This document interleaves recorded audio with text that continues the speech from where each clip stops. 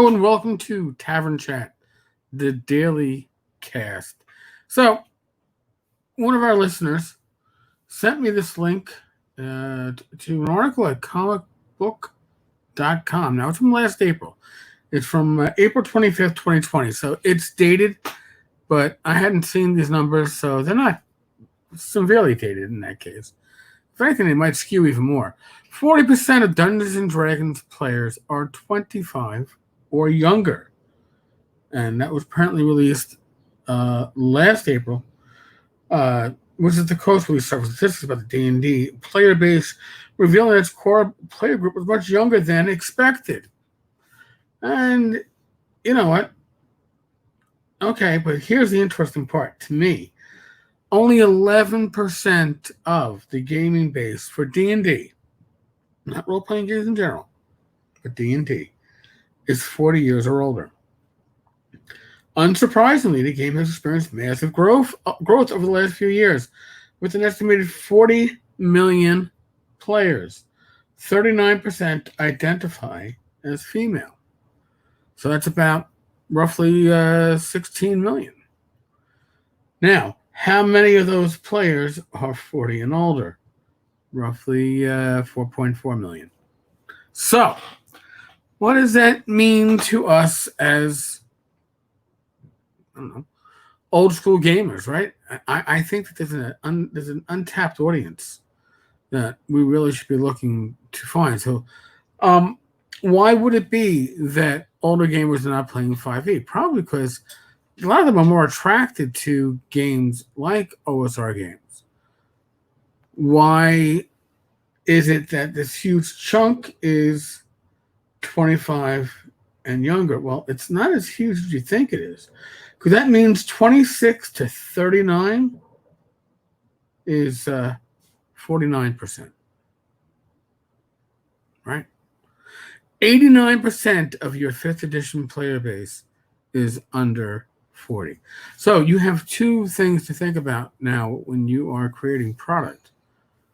If you're creating for 5e, you got to realize that you have a younger player base than you might, especially used to creating content for the OSR.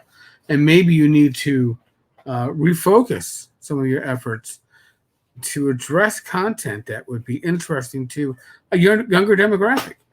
Also, the fact that 40% of, or nearly 40%, 39% of the gamers for 5th edition are female is huge. It's a huge market that is probably untapped. Now, do we have 40% of the old school market being female? I don't think so. But hey, if we could bring that to 20 or 30%, again, it's an untapped market. So how do you address that? I don't know, honestly, how you address that. I do know that one of the secrets is going to be presentation. Okay. The older school gamers may be used to seeing, that's a homage to White Box. It's a homage to the old school player's handbook for AD&D. But your new school gamers, they probably want something a bit more Magic the Gathering or to Flash. So I think that art is certainly something that is underappreciated by a lot of producers, especially of old school gaming. And yeah, we don't have numbers for old school gamers, but we do have numbers for, like I said, D&D. The big, bad, dare I say, bully on the block, right? This is the game to knock down. Nobody's going to knock it down. Pathfinder 2, they've pretty much given up marketplace to them. I'm looking at this as an old school gamer. I want to see a portion of those players, especially the over 40 group. You got to figure the over 40 group, when you're playing old school essentials, when you're playing Swords and Wizardry, when you're playing Labyrinth Lord or Adventurer, Conqueror, King system, or any of those, right? Swordsman and Sorcerer of Hyperborea. You are playing new iterations of classic games. The over 40 group most likely haven't come into gaming at over 40. They were likely gaming at younger ages and have moved on to 5th edition for one reason or another. I think the idea that we have to somehow focus on, somehow revitalize, is the idea that there are over 4 million 5e players that are over 40. That is a potential market for old school publishers. And those are the people we should certainly be looking to, dare I say, to assimilate. We should be like the Borg, right? Assimilate. But really, these are the ones we should be shining. Listen, look at Swords and Wizardry Light is out there. It's 4 pages. Try it. It's free. Free in print. Come on. It's such an... I shouldn't say it's easy. It isn't easy.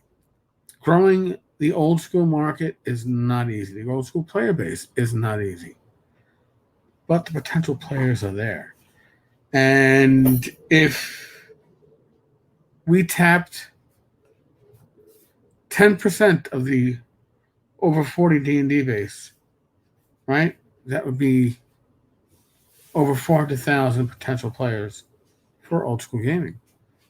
You get 1%, it's still over 40. Old school gaming, it'll